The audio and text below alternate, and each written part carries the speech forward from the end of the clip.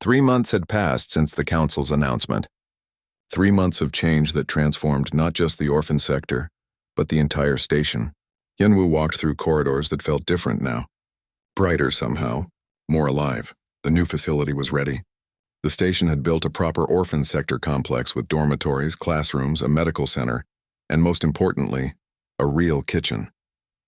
Not a tiny corner with a portable burner, but an actual industrial kitchen with multiple stoves, ovens, refrigeration units, and preparation areas. Hyunwoo stood in the center of it, still amazed. 3 months ago, he had been cooking in a space barely big enough to turn around in. Now he had a kitchen that could serve hundreds. Pretty impressive, right? Mirai walked in, carrying data pads as always. She had been promoted to Director of Youth Services Coordination, a fancy title for someone who made sure the orphan sector finally got what it needed. It's surreal, Hyunwoo admitted. I keep expecting to wake up and find out it's all a dream. Well, don't pinch yourself yet. We have a staff meeting in 20 minutes. The new volunteers are arriving today. The volunteers. That was another change. Species from across the station had come forward wanting to help. Some offered to cook, others to teach, some just to spend time with the children, giving them attention and care. The story of the hungry cubs and the human who fed them had touched something in people, made them want to be part of the solution. Daehan arrived, wiping grease off his hands. He had been teaching engineering classes to the older children. 3 of them were already showing real talent. The new dormitory heating system is installed. Kids will be warm this winter. No more shivering in those old cold rooms. Bora came next, medical bag in hand. She looked tired but satisfied. All 72 original children have gained healthy weight. Vitamin levels are normalizing. We're seeing improvements in cognitive function, energy levels, and emotional regulation. Real food makes a real difference. The staff meeting filled up with an odd collection of beings. Rootkeeper, the old Silvari who still provided vegetables and had become the unofficial grandfather to all the children. A Felnar chef named Sora, who taught traditional cooking from her homeworld. A Chitauri educator called Teacher 6 who organized lessons. A young Vrin named June who ran the recreational programs and humans. So many humans had arrived on the station specifically to help. Young people wanting to make a difference. Retired folks with time and experience to share. The human community had rallied around the cause in ways that made Hyunwoo's chest tight with pride. We're up to 93 children now, Mirai reported. Other sectors have been transferring orphans here once word spread about the improved conditions. We have capacity for 150, so we're prepared for more. Food supplies? Hyunwoo asked. As Director of Nutritional Services, it was still his primary concern. Fully stocked for 6 months. Plus, we have committed donations from 4 merchant guilds, 3 agricultural collectives, and the Felnar government. We won't run out. It was everything they had fought for. Everything they had risked trouble to achieve. So why did Hyunwoo feel strange? Like something was different, but he couldn't name what. That evening, he cooked dinner for the children. Even with the big kitchen and multiple volunteers, he still insisted on cooking at least 1 meal a day himself. The children expected it. It was tradition now. But as he prepared the food, he noticed something. The children were different. Still happy, still eager for meals, but not desperate, not fearful. They knew the food would be there tomorrow. They knew they were safe. They could afford to not finish their portions if they were full. They could be picky about vegetables. These were good changes. Healthy changes, but they also meant the children didn't need him the same way anymore. They had a system. They had security. They had multiple adults caring for them. Tivo noticed his mood. The little Felnar, bigger now with 3 months of good food, climbed onto the counter where Hyunwoo was working. You're sad, Hyung, Tivo said. Not a question. A statement, not sad. Just thinking. Thinking that we don't need you anymore? Hyunwoo's hand stopped chopping.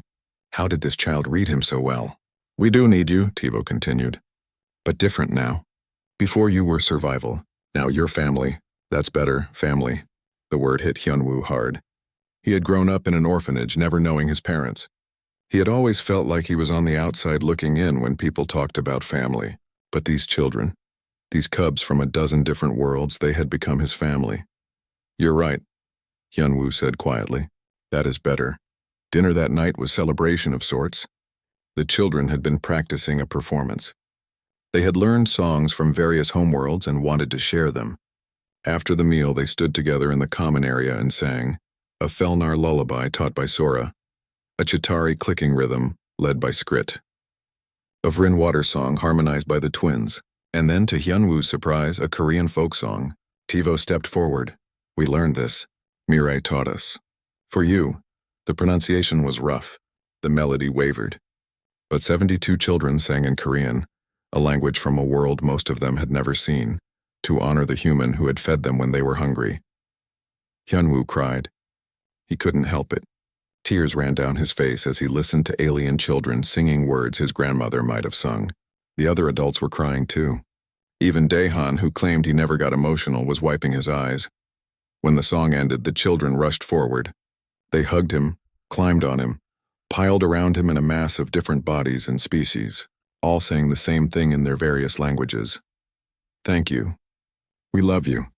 You're our family. Later, after the children were in bed, the adult volunteers sat together in the kitchen. Someone had brought actual coffee from Earth. They drank it slowly, savoring the taste. You know this is bigger than just this station now, right? Mirai said. I've been getting messages from other facilities, other stations and planets. They want to know how we did this. They want to create similar programs.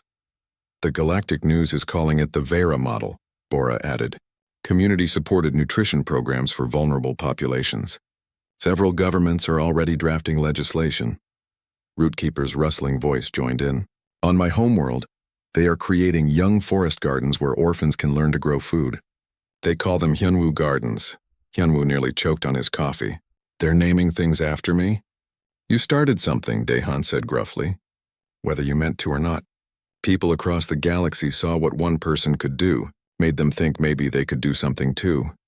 I just cooked dinner, Hyunwoo protested. No, Mirai corrected. You saw children who were invisible to everyone else. You refused to walk past. You broke rules that needed breaking. You made people uncomfortable. You forced change. That's not just cooking dinner. That's revolution. Was it revolution? Hyunwoo didn't feel like a revolutionary. He felt like a guy who couldn't say no to a hungry kid. But maybe that's what revolution looked like sometimes. Not grand speeches and dramatic gestures. Just small acts of kindness that refused to quit. Just caring when it was inconvenient. Just feeding the hungry because they were hungry. The weeks continued to pass. The orphan sector flourished. Children who had been quiet and withdrawn began to thrive. Tivo decided to become a chef, training under Sora. Skrit was studying to be an administrator, wanting to run programs that helped others. The Vryn twins were learning medicine from Bora. The children weren't just surviving anymore. They were planning futures. They were dreaming. They were becoming who they were meant to be, without hunger holding them back. Other changes rippled through the station. The council had reformed entirely after the corruption scandal. New representatives, new priorities. Child welfare was now a primary concern in budget planning. Other neglected areas were being examined. The whole station was reassessing what mattered, and more families were forming. Adult workers on the station, who had previously kept to themselves, started noticing the orphans. Adoptions began. A Felnar engineer adopted 2 cubs. A Chitauri scientist took in 3 young ones. A human doctor named Yuna adopted a Vryn child. They saw it was possible, Yuna explained to Hyunwoo. Saw you caring for children, not your species, not your responsibility. Made them realize family doesn't have to be traditional, can be chosen. Hyunwoo received a message from Earth. His aunt had sent a package. Inside were photos from his childhood at the orphanage. A letter explained, I wanted you to see who you were. A small boy who was hungry and alone, so you remember why this matters. You became who you needed when you were young. I'm so proud of you. He put the photos up in his quarters. Reminder of where he came from, why he couldn't walk past hungry children, why he had to care even when it was hard. One evening, 6 months after it all began, Hyunwoo sat in the kitchen after service. It was quiet. The children were in their dormitories. The volunteers had gone home. He was alone with his thoughts. Tivo found him there. The little Felnar was supposed to be in bed but had snuck out. Couldn't sleep. Wanted to check on you, I'm okay, Hyunwoo said. You changed everything, Hyung. You know that? I had help. Lots of help, but you started it. 1 human cooking food, now look. Tivo gestured around the facility. 93 cubs eating good food. Station workers, scientists, merchants, and they all held something. bowls, containers. If the crowd's support should have made things easier. Instead, it made them more complicated. Station authorities couldn't ignore the situation anymore. Too many people were watching. Too many questions were being asked. The council called an emergency session. Yunwoo was summoned to appear before them. Mirai insisted on coming as his representative. She wore her formal diplomatic clothes, her face set in determined lines. "Let me do most of the talking," she advised as they walked to the council chambers. "They'll try to intimidate you." "Don't let them." The council chamber was enormous, a circular room with seats rising in tiers. Representatives from dozens of species sat in judgment. At the center, a single chair waited for Hyunwoo. It felt very small and very exposed. The head counselor, a massive being with scales and multiple eyes, spoke first. "Hyunwoo of Earth, you have been operating an unauthorized food service. You have violated numerous health and safety regulations. You have exceeded your residential power allocations. You have created crowding and disturbances. What do you have to say?" Hyunwoo stood. His legs trembled, but his voice came out steady. "I fed hungry children. That's what I have to say. There are proper procedures for charitable activities. I tried proper procedures. I filed reports. I contacted the orphan sector administrators. I was told the issue was being addressed. But nothing changed. Children were starving while we waited for paperwork." A counselor from the Felnar delegation stood. "Our cubs have been in that sector for 3 years. 3 years of inadequate nutrition. We filed complaints quarterly. We were always told next budget cycle. When does next cycle come?" Another counselor interrupted. "The budget crisis affected all departments. Difficult choices had to be made." "Difficult for who?" Mirai spoke up, her voice cutting through the chamber. "Not difficult for you. You still eat well. Your quarters are comfortable. Only difficult for children who don't vote, don't have advocates, and can't fight back," the council murmured. Some looked uncomfortable, others angry. The head counselor's scales rippled. "This is not a debate about policy. This is about one individual breaking station laws." "Then arrest me," Hyunwoo said. "But first explain to those children why following proper procedure is more important than feeding them. Explain why regulations matter more than their lives." The session went on for hours. Accusations flew. Counter-arguments were made. Technical violations were listed. Justifications were provided. Round and round the arguments circled. Finally, the head counselor made a ruling. "This council will investigate the orphan sector funding and management. However, the unauthorized food service must cease immediately. We cannot allow individuals to simply ignore station regulations regardless of their motivations." "So the kids starve while you investigate?" Daehan shouted from the observers' gallery. "How long?" "Another 2 years?" Security moved to remove him. But others in the gallery stood up. More voices joined. The chamber filled with shouting. The council tried to restore order, but the crowd wouldn't quiet down. Hyunwoo watched it all, feeling helpless. He had tried. They had all tried. But bureaucracy was winning.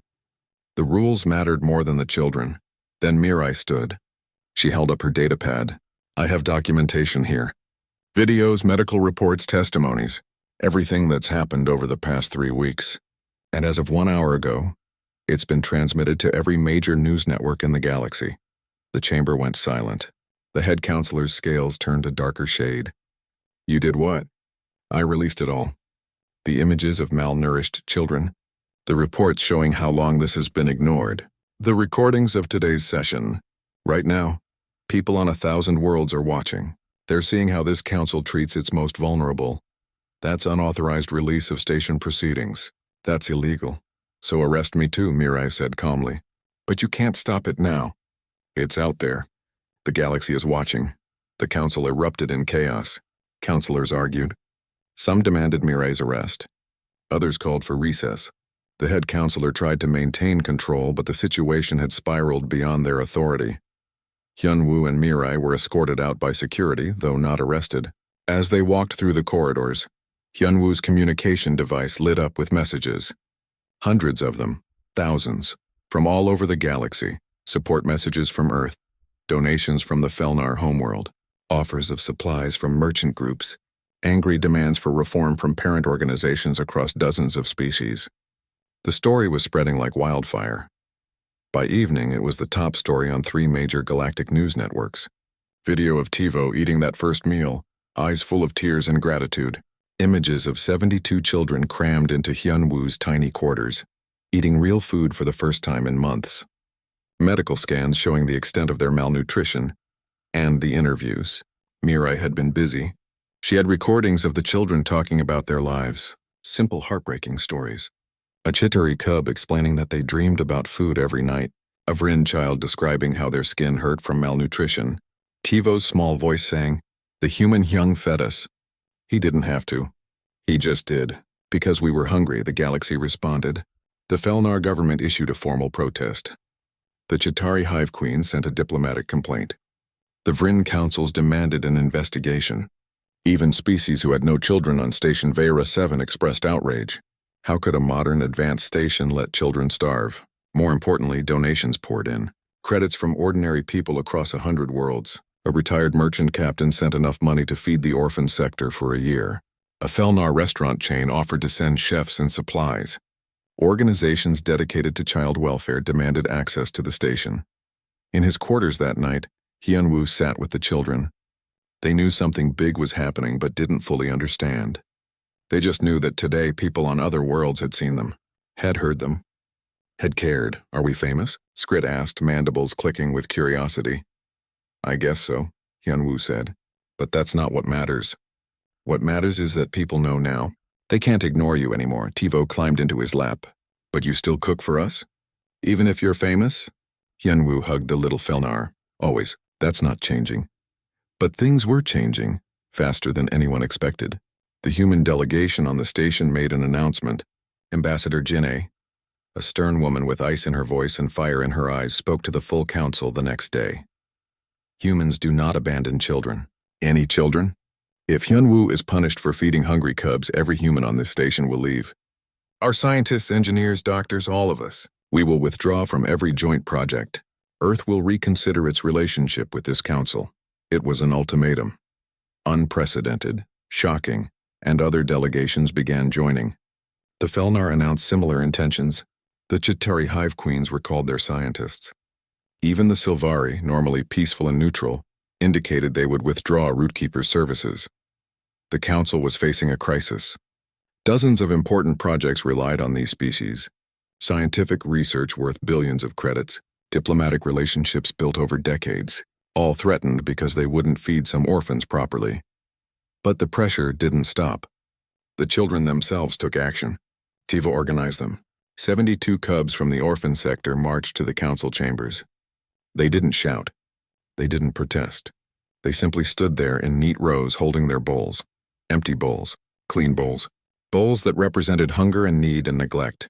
They stood in silence. When security tried to move them, they sat down. When counselors tried to walk past, they looked up with enormous eyes. They didn't speak. They didn't have to. Their presence was enough. The image was captured by every news crew on the station. Beamed across the galaxy, 72 children holding empty bowls, standing peacefully in front of the government that had forgotten them. It became the defining image of the entire crisis. Public opinion across the galaxy solidified. This wasn't about regulations anymore. This wasn't about proper procedures. This was about whether advanced civilizations would care for their smallest members or abandon them for convenience. The council broke. Within 48 hours of the children's silent protest, they issued a formal statement. Full funding would be restored to the orphan sector. A complete audit would be conducted. New facilities would be built. And Hyunwoo's feeding operation would be officially sanctioned and supported. More than that, Compliance Officer Var was suspended pending investigation. Evidence had emerged that funds meant for the orphan sector had been diverted to other projects. Projects that certain counselors had financial interests in. The scandal was growing beyond just neglect into actual corruption. When Hyunwoo heard the news, he was in his quarters cooking lunch for the children. Mirai burst in, waving her datapad. "We won. They're backing down. Full funding, new facilities, everything." The children cheered. They jumped and danced and celebrated. Tivo hugged everyone in reach. Skrit did complex mathematical calculations to figure out how much food they could get with proper funding. The Vrin twins cried happy tears that made their skin shimmer. But Hyunwoo felt strange. Relieved, yes. Happy, yes, but also somehow sad. He sat down heavily on his bed. What's wrong? Mirai asked. This. The 48-hour deadline came and went. Hyunwoo kept cooking. The children kept coming. Compliance Officer Var did not return, but Hyunwoo knew it was only a matter of time before something worse happened. Mirai called an emergency meeting with all the humans helping. 6 of them now, gathered in Hyunwoo's cramped quarters after the evening meal. The children had gone back to the orphan sector, their bowls full for once.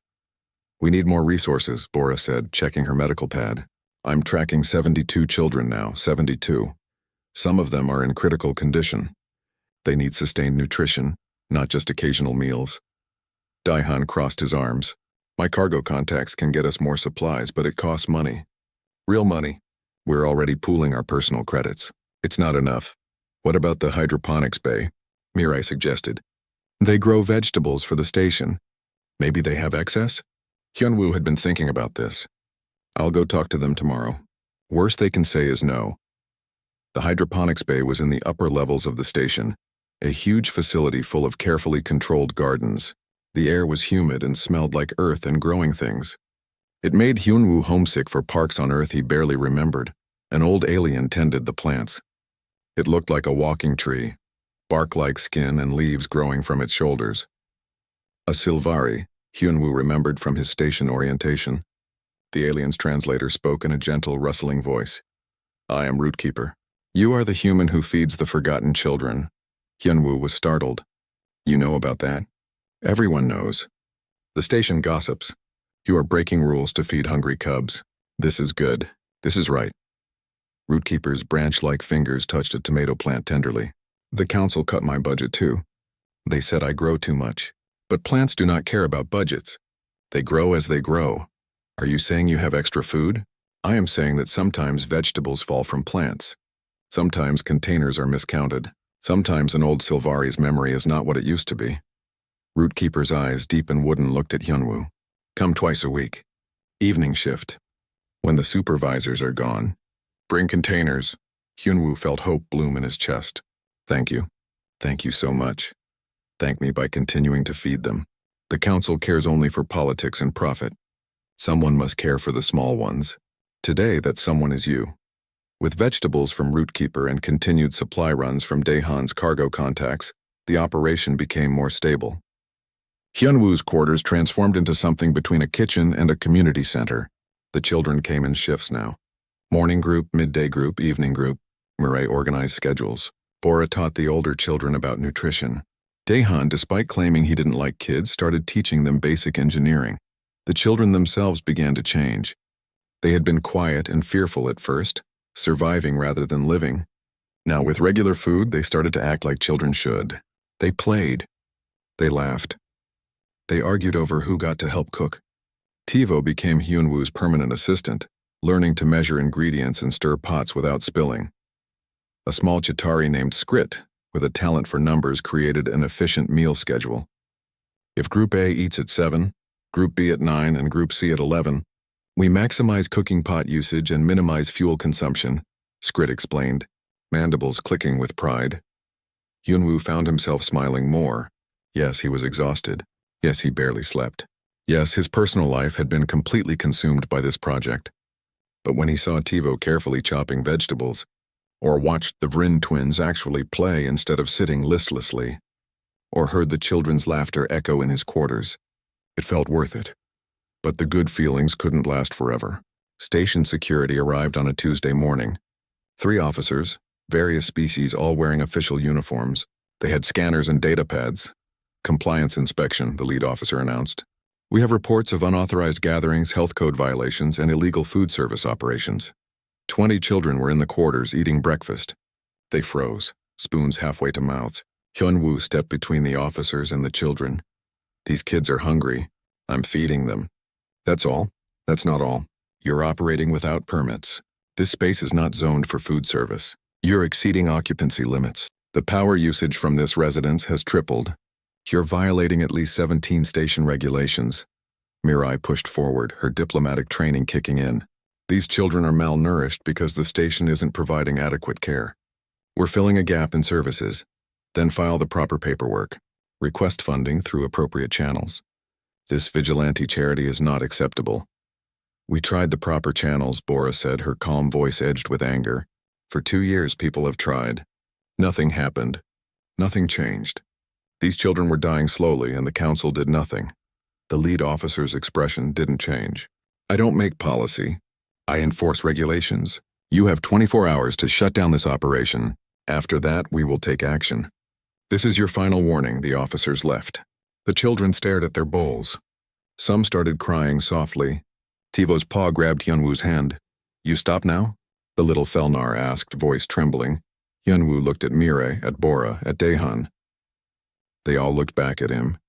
This was his decision. He had started this. The others had followed his lead. Now they needed to know if he would back down or keep fighting. Hyunwoo thought about the orphanage where he grew up. He remembered the director, a stern woman who always said following the rules was most important. But he also remembered one night when a new kid arrived in winter, half frozen without proper papers. The director had broken every protocol to get that kid inside, warm and fed. She was fired for it later, but the kid survived. Sometimes rules existed to help people. Sometimes they just got in the way of doing what was right. No, Hyunwoo said firmly. We're not stopping. If they want to shut us down, they'll have to drag us out. The children's faces brightened. They cheered, their various voices and translators creating a cacophony of joy. Tivo hugged Hyunwoo's leg, but that night, alone in his quarters, Hyunwoo felt fear creep in. What if they arrested him? What if they deported him from the station? What if this got the other humans in trouble? What if making a stand just made things worse? He looked at a drawing on his wall. Tivo had given it to him days ago. Crude, done in crayon, showing a stick figure human with a pot and surrounded by various alien children. At the top, in careful lettering, it said, Family. Hyunwoo took a photo of it and sent it to his aunt on Earth. She replied an hour later, I'm proud of you. Your mother would be proud too. Feed them. Fight for them. That's what family does. The next morning, Hyunwoo cooked breakfast as usual. 40 children showed up. He fed them all. Security didn't come, but he knew they would soon. Mirai was working on something in secret. She wouldn't say what, just told him to trust her. Daehan was calling in favors from cargo haulers and merchants. Bora was documenting everything. Every child's health improvement, every meal served, every regulation they were supposedly breaking. The children sensed the tension. The older ones started doing more to help. They cleaned without being asked. They organized the younger ones. They practiced being quiet during meals so neighbors wouldn't complain. Skrit even created a system for quick cleanup if security came. We don't want you in trouble because of us, Skrit said, mandibles clicking nervously. But we also don't want to go back to only paste. Real food makes us feel alive. You make us feel like we matter. You do matter, Hyunwoo said. Don't ever think you don't. That evening, 72 children crammed into his quarters. It was chaotic and loud and crowded, and probably violating every safety regulation ever written. But it was also full of life and hope and laughter. Hyunwoo cooked a big pot of stew, stretching the ingredients as far as they would go. The children ate together, passing bowls, sharing stories in their various languages.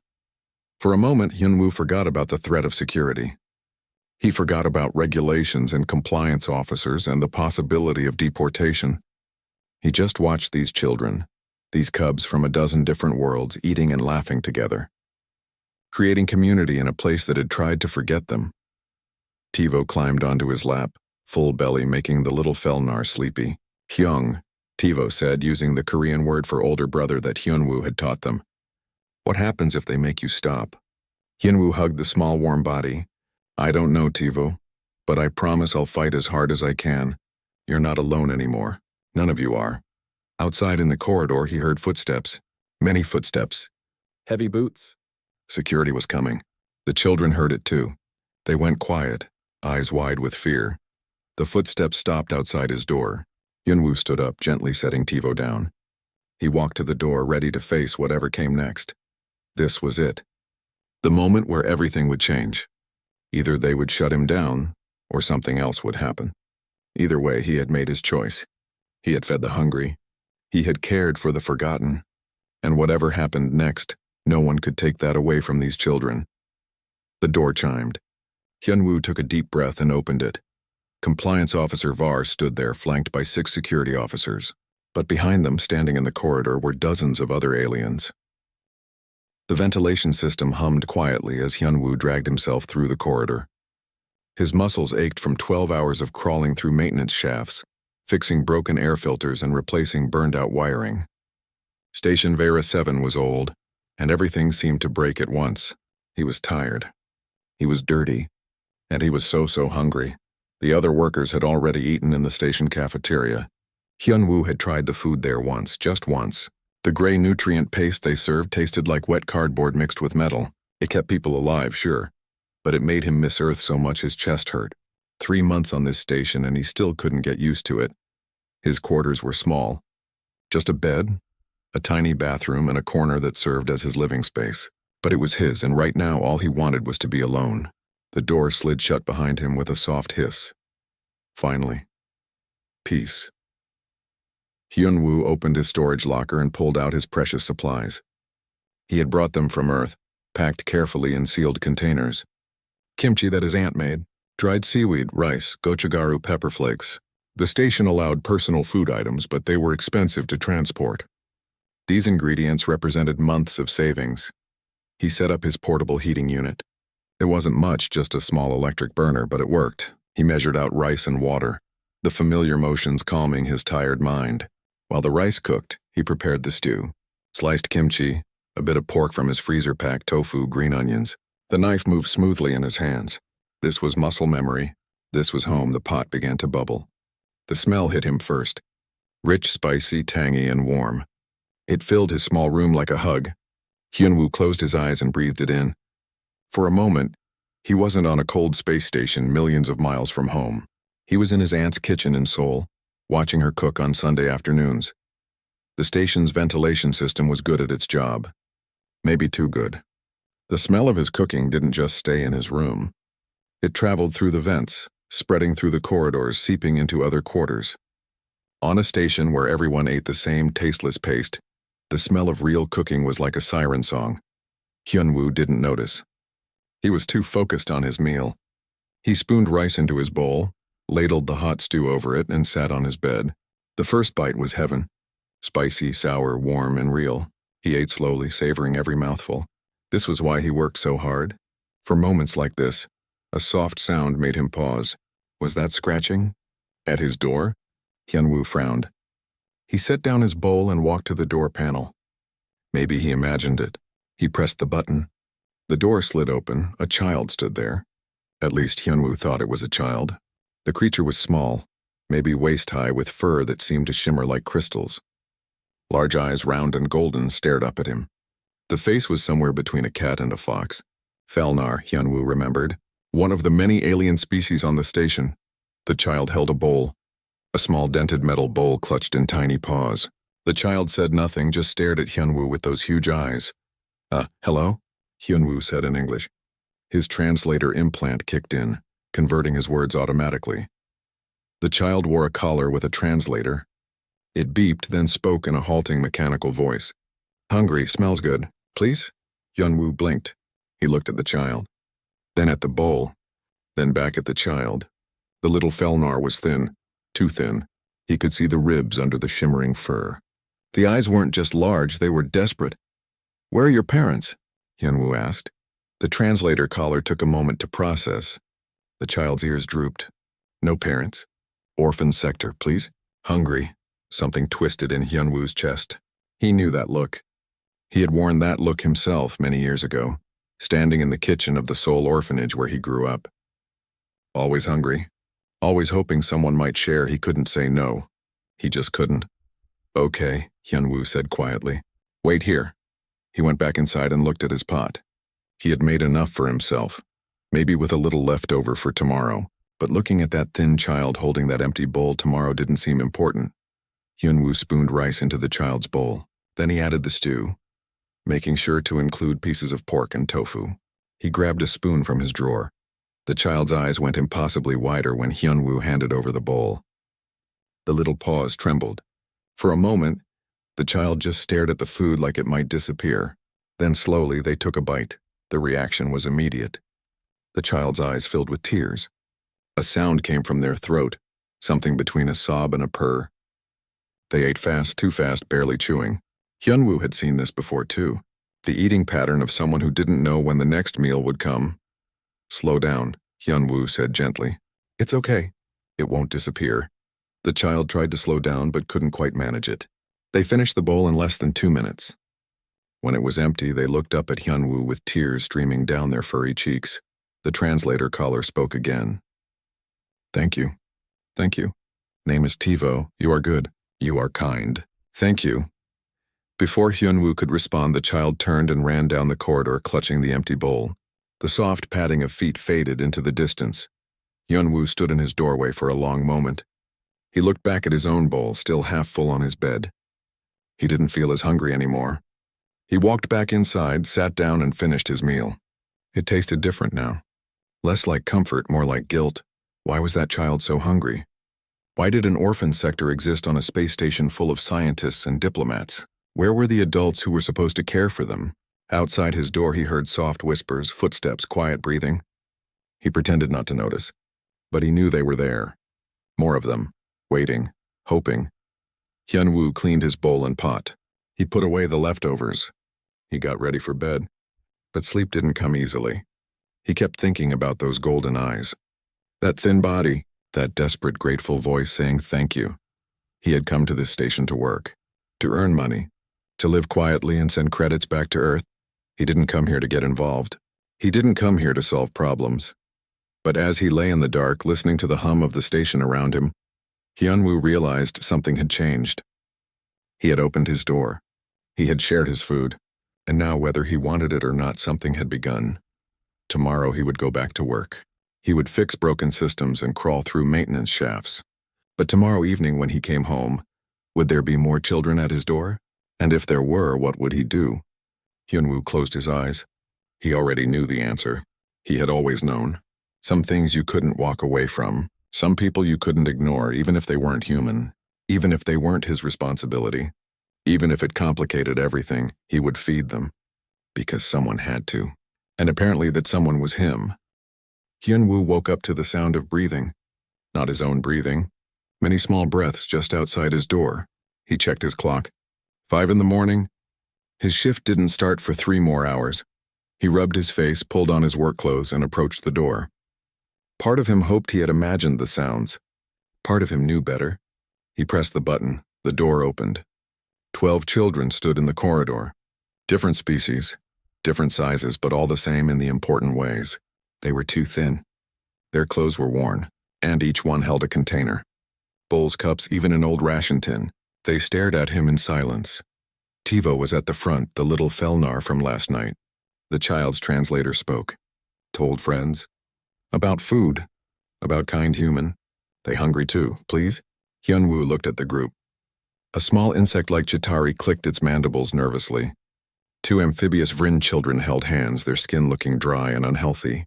More Felnar cubs, their crystal fur dull from malnutrition. Others he didn't recognize.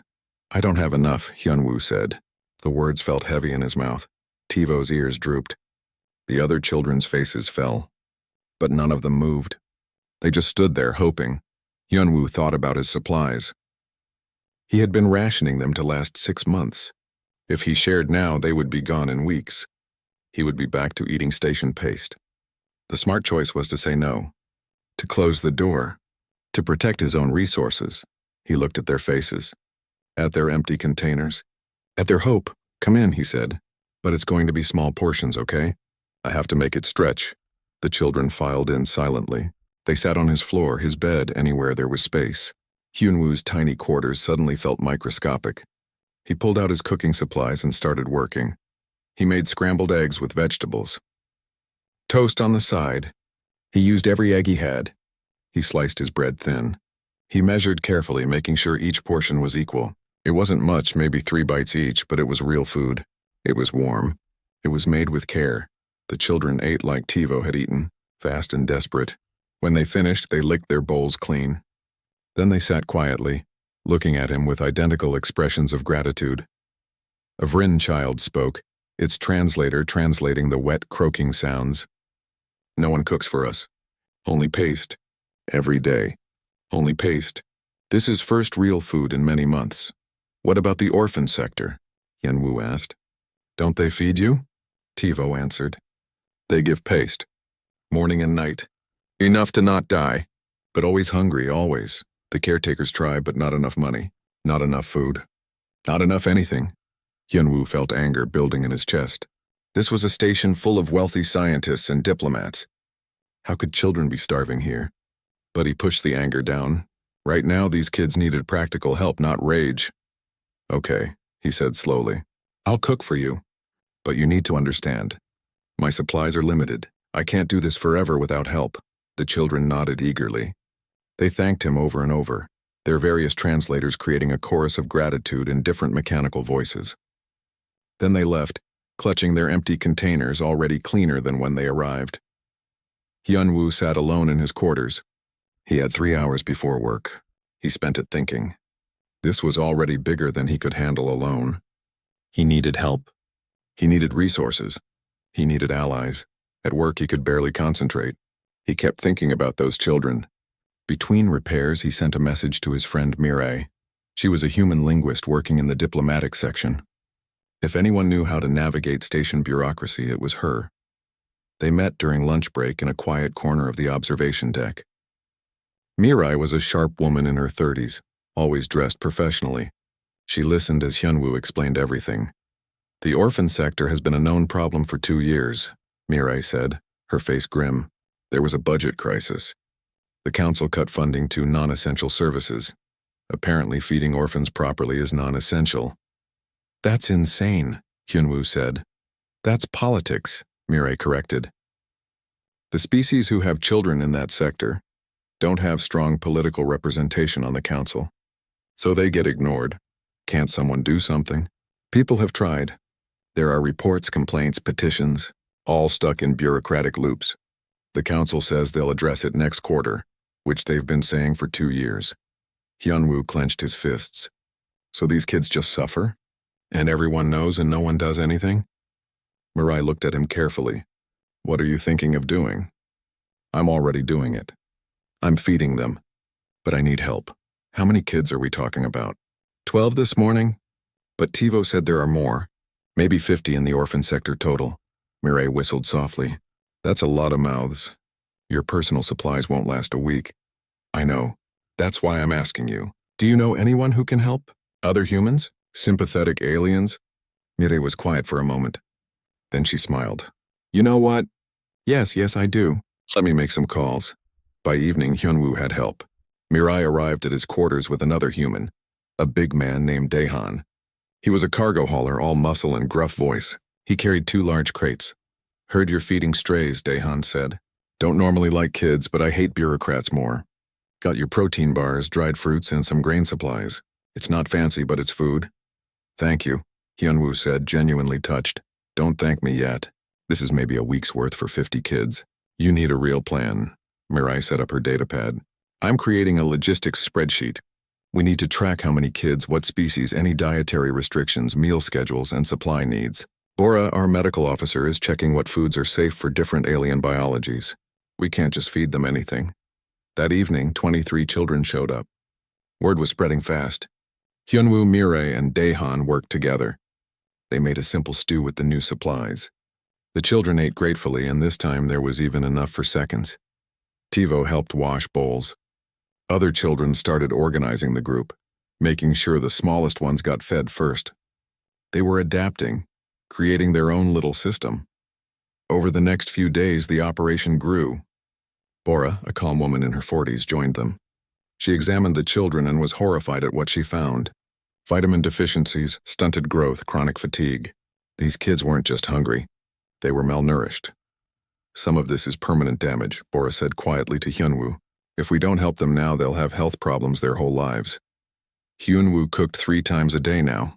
Before work, after work, and late at night. He was exhausted. His eyes had dark circles. His hands smelled permanently of garlic and spices. But the children were eating real food. They were gaining weight. They were smiling. 40 children came now. Hyunwoo's quarters were packed during mealtimes. The children sat on every surface, bowls and laps, eating together. They chattered in their various languages, translators creating a strange symphony. Some of them had started helping with prep work. Tivo was learning to chop vegetables. It felt like something good, something right. But Hyunwoo knew it couldn't last. They were breaking at least a dozen station regulations. Unauthorized food service, overcrowding quarters, using more than their allotted power for cooking. Sooner or later, someone official would notice. That someone arrived on the 5th day, a tall, thin alien with gray skin and too many joints in its arms. Xanthi species. It wore an official council uniform. Its translator was crisp and cold. I am Compliance Officer Var. I have received complaints about activities in this residence. Unauthorized food distribution. Health code violations. Gathering without permits. The children who had been eating happily went silent. Some of them tried to hide behind Hyunwoo. I'm just feeding hungry kids, Hyunwoo said. There are proper channels for charitable activities, forms to file, inspections to pass. You have done none of this. This operation is illegal. These kids are starving. Your proper channels have been ignoring them for 2 years. Var's expression didn't change. I am not here to debate policy. I am here to enforce regulations. You have 48 hours to cease these activities or you will face formal charges. The officer turned and left. The children looked at Hyunwoo with fear in their eyes.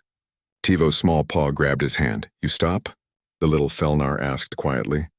No more food? Hyunwoo looked at the children. At their faces. At their hope warring with fear. He thought about regulations and proper channels and doing things the right way. Then he thought about what was actually right. No, he said firmly. I'm not stopping. Let them try to make me,